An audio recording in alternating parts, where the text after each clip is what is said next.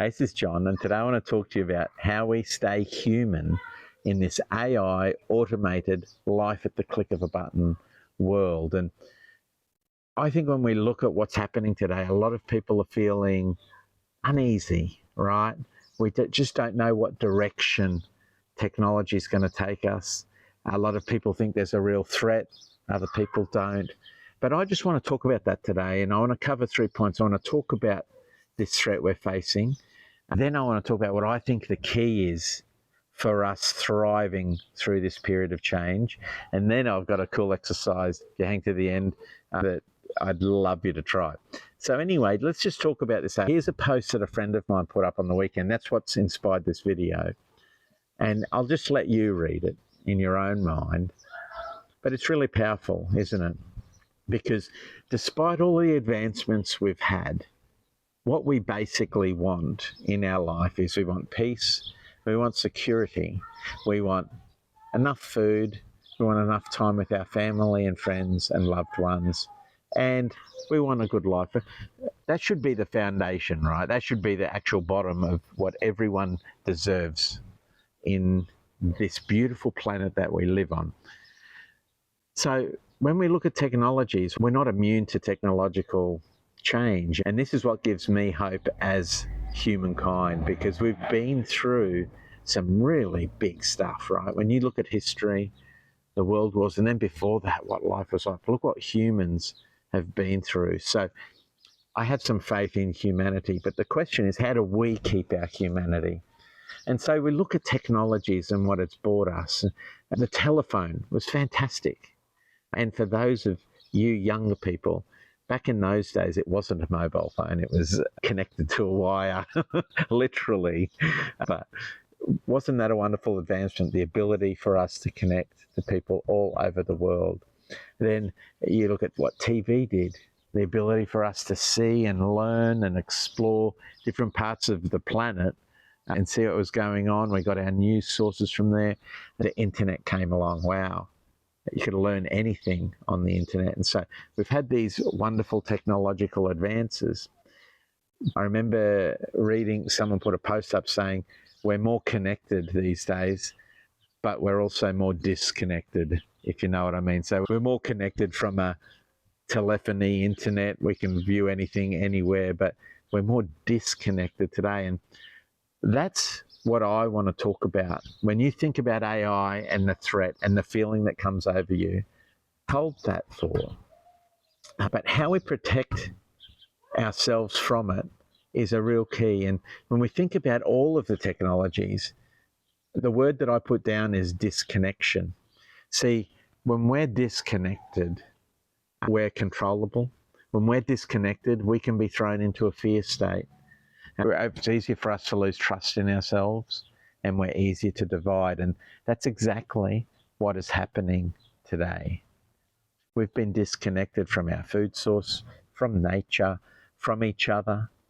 And so what I'd love you to do is think about connection and what it means to you. I believe there's 3 main areas, and there could be more, but connection to self. And I talk a lot about finding your inner self, understanding your inner wisdom. And when you can connect to yourself, then you can connect to others easier. You can connect to nature easier. And you can connect to whatever form of spirituality you have easier when you know yourself. But a lot of times these things are fighting against us, right? They're fighting against our inner self. There's layers and there's stories we're telling ourselves, and we're controlled by fear and think, oh my goodness, robots are going to take over. Oh no, they're not. It's this latest disease. It's spreading the world. Oh no, it's a nuclear threat. So we're constantly being pushed this way and that way with our fears. But when we can learn to connect to self, to others, to nature, to a higher source, if that's what you want to believe in, that's when we can claim back our humanity. Because when I think about humankind, I think it's amazing what we've been put through, and yet we've stayed human at the end of it. Some of you might not agree, but when you look at the average person, I've seen a lot of beauty and love in this crazy world. And so what I'd encourage you to do is just to assess the areas where you've been connected. It could be examining even just our food, right? When was the last time you just smelt the food you were preparing and just were in that moment and thought, wow, this just came out of the ground and now I'm able to produce it into a meal that tastes so wonderful and nourishes my body and keeps me alive and makes other people happy who are eating that meal. You know, what a powerful thing we have, just what food can give us. And so what I've got is a cool little exercise. It's called a connection fun list. And I've got 3 areas: connection to self, connection to others, and connection to nature. And I've got 10 things listed there. What I'd like you to do is just try one thing in each area this week. So I'll just have a bit of fun with this, right? So in connection to self, one point is get your journal and write, right now I feel ...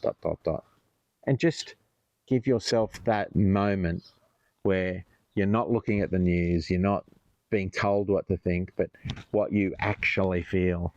So how about this one? Say no to one thing that feels like a drain. When was the last time you said no? But see how that's coming back to ourselves, saying, actually, no, I don't want to do that. I'm going to refuse that. Okay, that's just one little thing. How about connection to others? Ask someone, how are you really? And listen, not the how are you, how you going? You say that in Australia.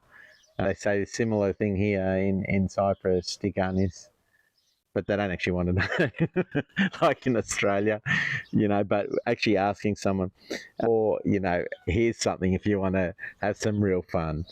The next time you're on a conversation with someone, like a close family member or friend, tell them you love them.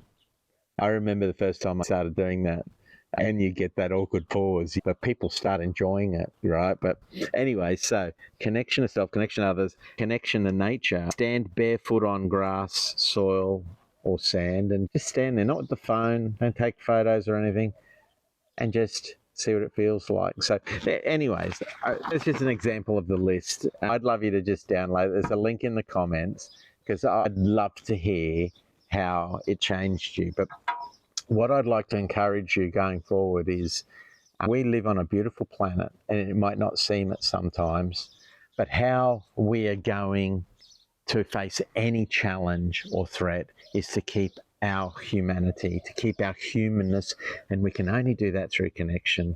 And so the fight that I want to encourage everyone to make is for yourself today, for your connection. And I just want to tell you, I love you. And I just want to see you find peace, happiness, find your true inner self. And I'm cheering you on. Thank you for listening.